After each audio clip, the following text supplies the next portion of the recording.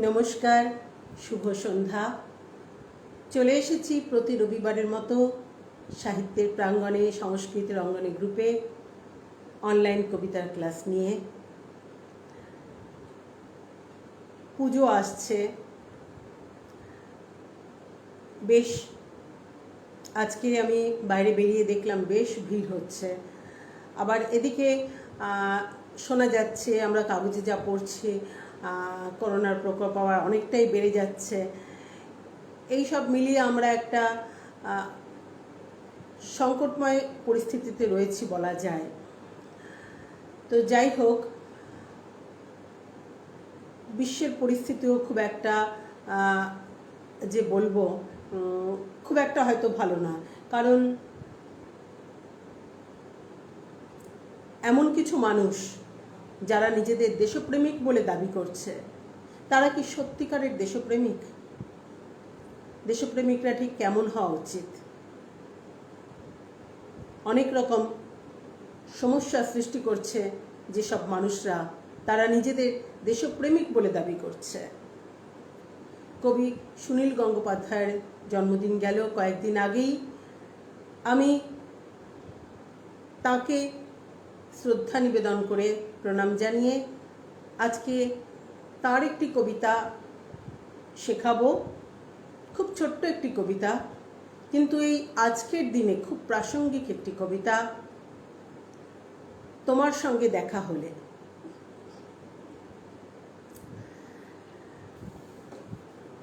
কবি সুনীল গঙ্গোপাধ্যায় খুব ছোট্ট কবিতা, তোমার সঙ্গে দেখা হলে। তোমার সঙ্গে দেখা হলে জিজ্ঞেস করতাম, তুমি মানুষকে ভালোবাসো না, অথচ দেশকে ভালোবাসো কেন? দেশ তোমাকে কি দেবে? দেশ কি ঈশ্বরের মতন কিছু? তোমার সঙ্গে দেখা হলে জিজ্ঞেস করতাম, গুলি বিনিময়ে তুমি প্রাণ দিলে দেশ কোথায় থাকবে? দেশ কি জন্মস্থানের মাটি, না কাঁটাতারের সীমানা? বাস থেকে নামিয়ে যাদের তুমি হত্যা করলে, তাদের বুঝি দেশ নেই? তোমার সঙ্গে দেখা হলে জিজ্ঞেস করতাম, তুমি কি করে জানলে আমি তোমার শত্রু? কোনো প্রশ্নের উত্তর না দিয়েই তুমি আমার দিকে রাইফেল তুলবে? এমন ভালোবাসাহীন দেশপ্রেমিক হয়? এই যারা নিজেদের দেশপ্রেমিক বলে দাবি করছে, মানে আজকের এই মুহূর্তে দাঁড়িয়ে, আজকের এই সংকটময় পরিস্থিতিতে দাঁড়িয়ে কিছু দেশে দেশপ্রেমিক বলে দাবি করছে, বা এই যে যারা জঙ্গি, যারা নিজেদের দেশপ্রেমিক বলে দাবি করে জনগণকে হত্যা করে, তারা কি সত্যি সত্যি দেশপ্রেমিক? হয়তো ভাবার সময় এসেছে। অকারণেই যারা মানুষকে হত্যা করে, তারা কি মানুষকে ভালোবাসে না? তারা কি দেশকে ভালোবাসে কি করে? যারা মানুষকে ভালোবাসে না, তারা কেমন করে দেশকে ভালোবাসবে? দেশ কি শুধু মাটি, নাকি দেশকে কাঁটাতার দিয়ে ভাগ করা যায়? আসলে মানুষকে ভালোবাসাই দেশকে ভালোবাসা।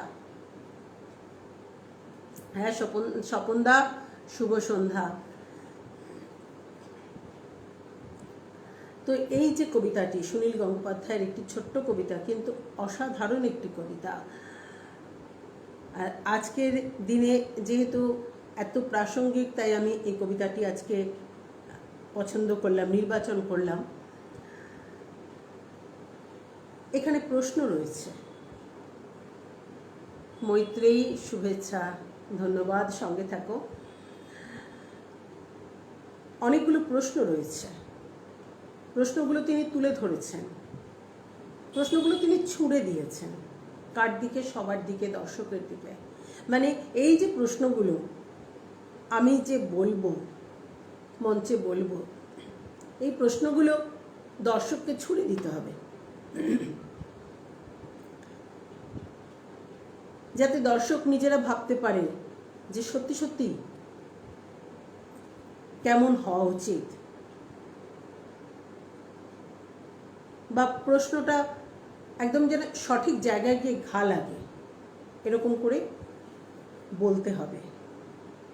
তোমার সঙ্গে দেখা হলে জিজ্ঞেস করতাম, তুমি মানুষকে ভালোবাসো না, অথচ দেশকে ভালোবাসো কেন? দেশ তোমাকে কি দেবে? দেশ কি ঈশ্বরের মতন কিছু? সত্যি দেশ কি ঈশ্বর? দেশ কি? দেশ কি মাটি, না কাঁটাতার, নাকি ঈশ্বর? দেশ কি? এই যে একটা প্রশ্ন বা অনেকগুলো প্রশ্ন, এগুলো ছুঁড়ে ছুঁড়ে দিতে হবে। দেশ তোমাকে কি দেবে? দেশ কি ঈশ্বরের মতন কিছু? তোমার সঙ্গে দেখা হলে জিজ্ঞেস করতাম, গুলি বিনিময়ে তুমি প্রাণ দিলে দেশ কোথায় থাকবে? দেশ কি জন্মস্থানের মাটি, না কাঁটাতারের সীমানা? তোমার সঙ্গে দেখা হলে বাস থেকে নামিয়ে যাদের তুমি হত্যা করলে তাদের বুঝি দেশ নেই? তোমার সঙ্গে দেখা হলে জিজ্ঞেস করতাম, তুমি কি করে জানলে আমি তোমার শত্রু? কোনো প্রশ্নের উত্তর না দিয়েই তুমি আমার দিকে রাইফেল তুলবে, এমন ভালোবাসাহীন দেশপ্রেমিক হয়? মানে অনেকগুলো প্রশ্ন দর্শকদের দিকে ছুড়ে দেওয়া হলো, যে বাস থেকে নামিয়ে যাদের হত্যা করা হলো, যে এরকম আজকে হচ্ছে, আজকের এই বিশ্বে কিছু দেশে হচ্ছে বা অনেক জায়গাতেই হচ্ছে,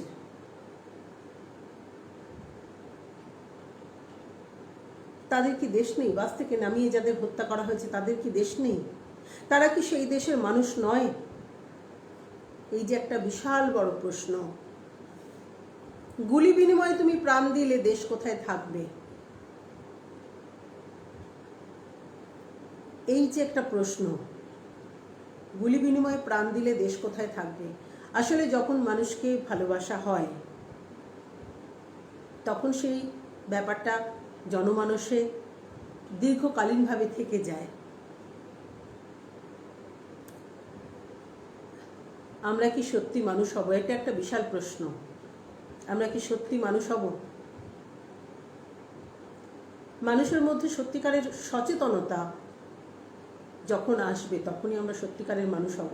কিন্তু এই সচেতনতা যে আসছে না অনেক মানুষের মধ্যে, এটা অত্যন্ত সচেতনভাবেই আনা হচ্ছে না, বা সেই জায়গাটাকে বন্ধ করে দেওয়া হচ্ছে, চোখে ঠুলি পরিয়ে রাখা হচ্ছে। চোখে ঠুলি পরিয়ে রাখা হচ্ছে বলেই অত্যন্ত সচেতনভাবেই সচেতনতার জায়গাটাকে বন্ধ করে দেওয়া হচ্ছে। তো এই যে প্রশ্ন তিনি একটি ছোট্ট কবিতার মধ্যে ছুঁড়ে ছুঁড়ে দিয়েছেন, বেশ কিছু গুরুত্বপূর্ণ প্রশ্ন। এই গুরুত্বপূর্ণ প্রশ্নগুলো দর্শকদের সামনে তুলে ধরতে হবে, এবং যেন দর্শকরা আমাকে এই প্রশ্নগুলোর উত্তর দেবেন। সত্যি মানবিকতাও হারিয়ে যাচ্ছে, একদম তাই।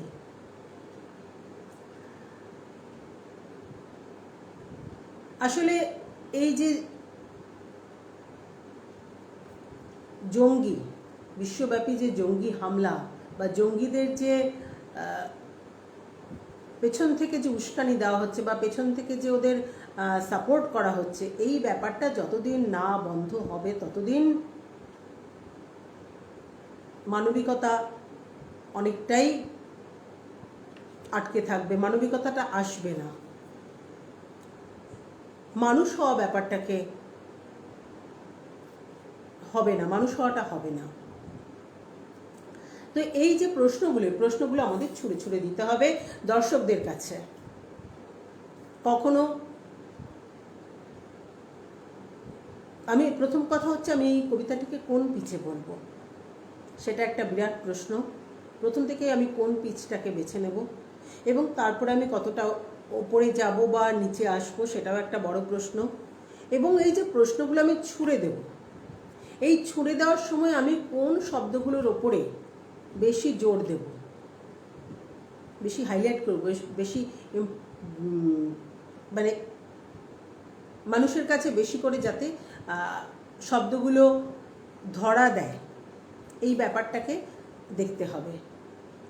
কোনো শব্দের ওপর যখন বেশি জোর দেওয়া হয় তখন সেই শব্দগুলো মানুষের কাছে ধরা দেয়, বেশি করে হাইলাইট হয়। তো সেই ব্যাপারটাকে করতে হবে।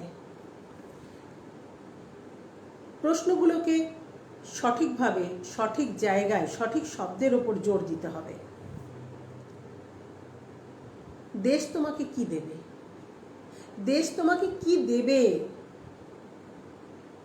দেশ তোমাকে কি দেবে? যেমন এই যে দেশ তোমাকে কি দেবে, এই 4টি শব্দ রয়েছে। এখানে যদি আমি 4টি শব্দকে 4 জায়গায় জোর দিই, 4টি শব্দের ওপর একটা একটা করে যদি জোর দিই, তার কবিতাটার অর্থটাও খানিকটা পাল্টে যায় বা সৌন্দর্য খানিকটা বেড়ে যায়, কমে যায়। যেমন দেশ তোমাকে কি দেবে, মানে দেশ তোমাকে কি দেবে, এখানে দেশটাই বড় কথা, যে দেশ তোমাকে কি দেবে। অনেক কিছু আছে, তারা অনেক কিছু দিতে পারে, কিন্তু দেশ তোমাকে কি দেবে। আবার যদি বলি দেশ তোমাকে কি দেবে, মানে তোমাকে তো অনেকে অনেক কিছু দিতে পারে, দেশ অনেককে অনেক কিছু দিতে পারে, দেশ তোমাকে কি দেবে। দেশ আমাকে এটা দিয়েছে, অমুককে ওটা দিয়েছে, তমুককে সেটা দিয়েছে, কিন্তু দেশ তোমাকে কি দেবে। আবার দেশ তোমাকে কি দেবে, আবার এভাবে যদি বলি দেশ তোমাকে কি দেবে, প্রত্যেকটি শব্দের ওপর যদি আলাদা আলাদাভাবে জোর দেওয়া হয়, সৌন্দর্যটা চেঞ্জ হয়ে যায়, ভেতরের তাৎপর্য বা কথার মানেটাও অনেকটা সঠিকভাবে ধরা দেয় বা পরিবর্তন হয়। কাজে এটাকে আমি কিভাবে মানুষের কাছে তুলে ধরতে চাইব, সেটা আমাকেই ঠিক করতে হবে। আমি কোন কথার ওপর জোর দেব। বা এমন হয় যে একই কবিতা বিভিন্ন পরিবেশে বা বিভিন্ন অনুষ্ঠানে যখন আমরা বলতে যাই, তখন কিন্তু চেঞ্জ হয়ে যায়। পরিবেশ অনুযায়ী, নিজের মুড অনুযায়ী কবিতা বলাটা চেঞ্জ হয়ে যায়। তোমার সঙ্গে দেখা হলে জিজ্ঞেস করতাম, তুমি মানুষকে ভালোবাসো না? তুমি মানুষকে ভালোবাসো না, আমি মানুষের ওপর জোর দিলাম, তুমি মানুষকে ভালোবাসো না, অথচ দেশকে ভালোবাসো কেন? দেশ তোমাকে কি দেবে? দেশ কি ঈশ্বরের মতন কিছু? তোমার সঙ্গে দেখা হলে জিজ্ঞেস করতাম, গুলি বিনিময়ে তুমি প্রাণ দিলে দেশ কোথায় থাকবে? দেশ কি জন্মস্থানের মাটি না কাঁটাতারের সীমানা? বাস থেকে নামিয়ে যাদের তুমি হত্যা করলে, তাদের বুঝি দেশ নেই? তোমার সঙ্গে দেখা হলে জিজ্ঞেস করতাম, তুমি কি করে জানলে আমি তোমার শত্রু? কোনো প্রশ্নের উত্তর না দিয়েই তুমি আমার দিকে রাইফেল তুলবে? এমন ভালোবাসাহীন দেশপ্রেমিক হয়? তো এই যে বিভিন্ন শব্দের ওপর বিভিন্ন সময়ে জোর দেওয়া, এই ব্যাপারগুলোকে নিজেকেই ঠিক করতে হবে যে কখন আমি কোন শব্দের ওপর জোর দেব, কখন কোন কথাটা আমি কিভাবে বলবো। ধন্যবাদ স্বপনদা। কখন কোন কথাটাকে আমি কিভাবে বলবো। আজকেই আমি একটি অনুষ্ঠান থেকে এসেছি, একটু আগেই আমি পৌঁছেছি। অনুষ্ঠানটি ছিল বাঙ্গুর মুক্ত মঞ্চে। তো সেখানে সারাদিনের অনুষ্ঠান ছিল, তো সেখান থেকে এলাম।